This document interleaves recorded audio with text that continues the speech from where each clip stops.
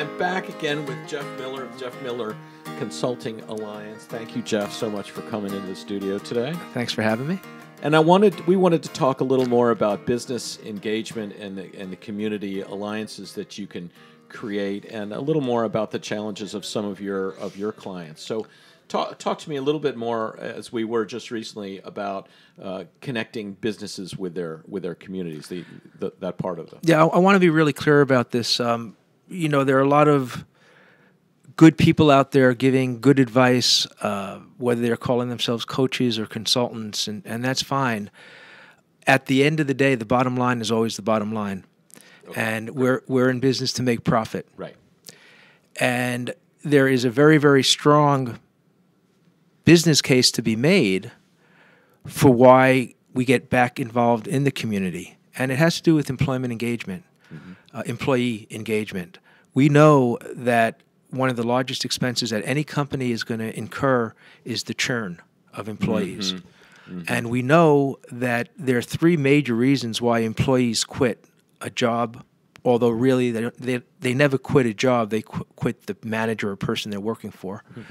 And either they feel that their performance isn't being measured, or they feel that they don't count, they're anonymous, or they don't know what's expected of them. There's a really good book about this subject by Pat Lencioni called 3 Signs of a Miserable Job. And when you're able to engage your employees, your team, on that level, where, this is what's expected and this is why, and here's your opportunity to contribute and to make a difference, you have a company that it's a rock star.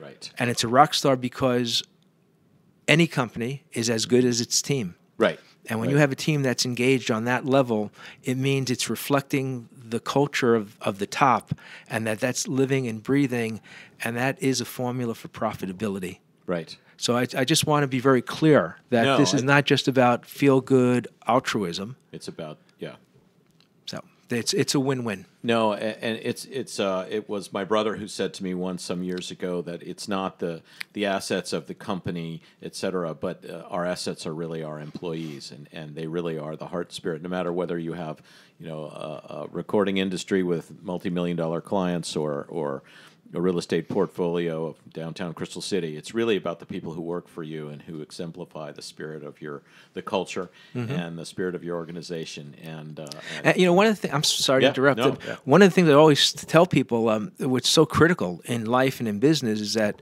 like, if there's one thing you have to have every day, it should be fun. Yeah. What we do is hard. Life is hard. Business is hard. Coexisting sometimes can be hard. Let's have some fun every now and again. Well, I certainly believe in that. And, it's interesting because the word fun comes from fundamental, but somehow we scratch that out because it gets pushed aside. It does. Yeah. And there's a cost to society and to business that we're not even aware of, I think, in that because we're not having fun, well, then learning isn't fun, so schools aren't fun. Working isn't fun, so the workplace isn't fun. Yeah. And we start to live in this unfun world, which sort of leads to a lot of scarcity. Yeah. And a lot of, it's not for me, I'm not good enough, I don't deserve it, I'm not, other people are more successful than I am. And isn't part of it the feeling that if you're having fun, you shouldn't be? Right, because you're not being working serious enough. Exactly. I've certainly had that thrown at me. Yeah, it's right. You're not working hard enough because you're having too much fun. And I think that's personally, I think it's a very dangerous attitude. We should embrace whimsy every day, So. And then we ask business owners, or we're asked, and we ask our children and students, set some goals for yourself. You got to set goals.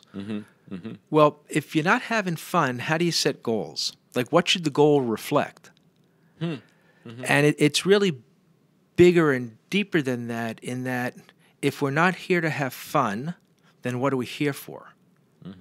And then when that becomes the question, there's this question of scarcity. It becomes about surviving. Now, being fit to survive is a good thing. Fitness is good. But if I shook you and said, complete the following sentence, blank of the fittest, you would say survival. And when we come to life from survival, that's a cycle that's pretty interesting because from survival, well, now we have to start measuring because what if there's not enough?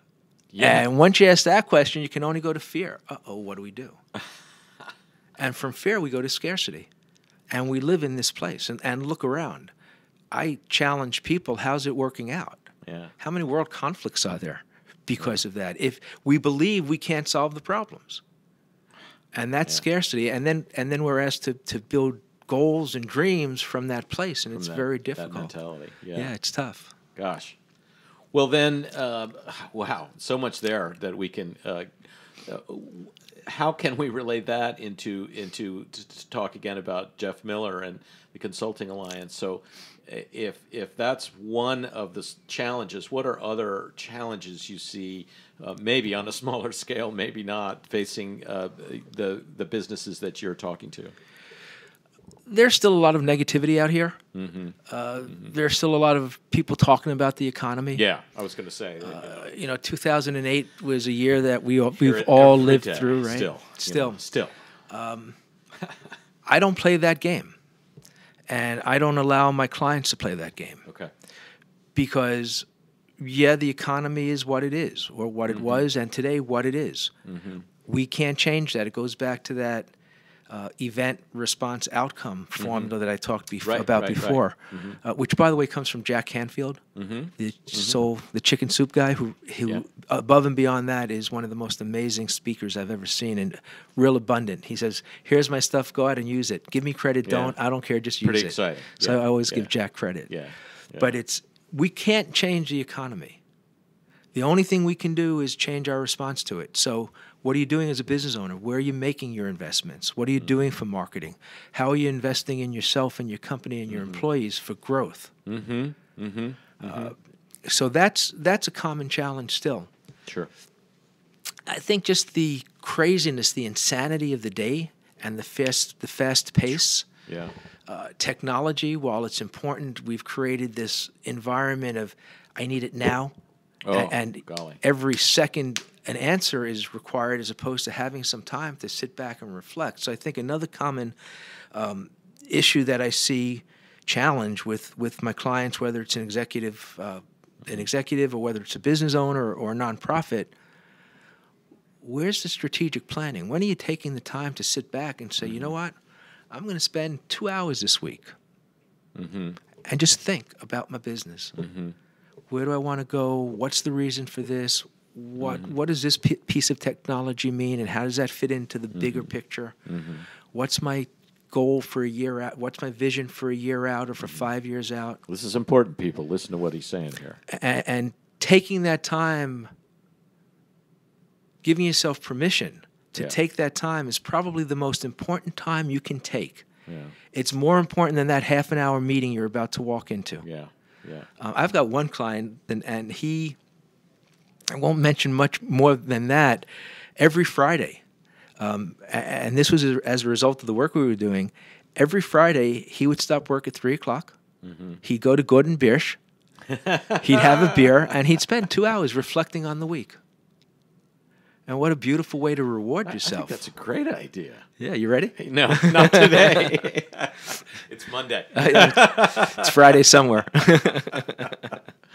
Oh, my goodness. No, I think that's brilliant. And it was actually Jeff Mason who got me out here a couple of Fridays ago. And we went over to this new place, and we had one beer, and we talked about what was working. And I, at least I did. I don't remember what he said, but we were talking about a whole number of things that were working and not working. And I'm starting my business here, Jeff, and I'm looking for as much feedback as I can get from everybody. So I really appreciate what you're saying. You notice the white sheets on the walls, because when my partner Jeff comes in, we try to do a few minutes every time thinking, what's next? What are the clients? What have we not built yet? And I agree with you. If I can get back to fun, that's the funnest part for me. Even more so than recording and editing, is thinking, what's going on next? I get excited. I like drawing and putting a pen on paper, so I get excited when we talk about what's going on next. But you're right. I need to consciously acknowledge that and formalize it to at least a small extent where we're doing that on a regular basis and thinking, where are we going and how are we growing up? So that's very, very exciting. Well, and based on the charts on the wall, Charlie, I'll say you're building a successful, fun business. Well, we're trying. Check back in with me a little later. Where you're doing. Colin Powell wrote a book. It's great. It says, I haven't read. Yeah. I may be paraphrasing. I don't think so, but it's hope is not a strategy. I like that one too. That could be a T-shirt, but I might get sued. So. All right, Jeff. Thank you so much. We're keeping these in sort of a consumable form, so please look forward to further discussions with Jeff Miller. Jeff, you have a great afternoon. Same to you, Charlie. Thanks. Thank you.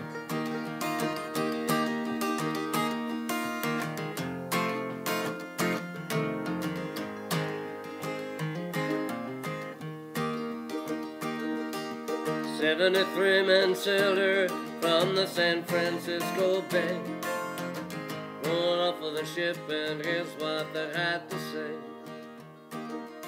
We're calling everyone to ride along to another shore. We can sail our lives away and be free once more." Nobody heard them calling, nobody came along.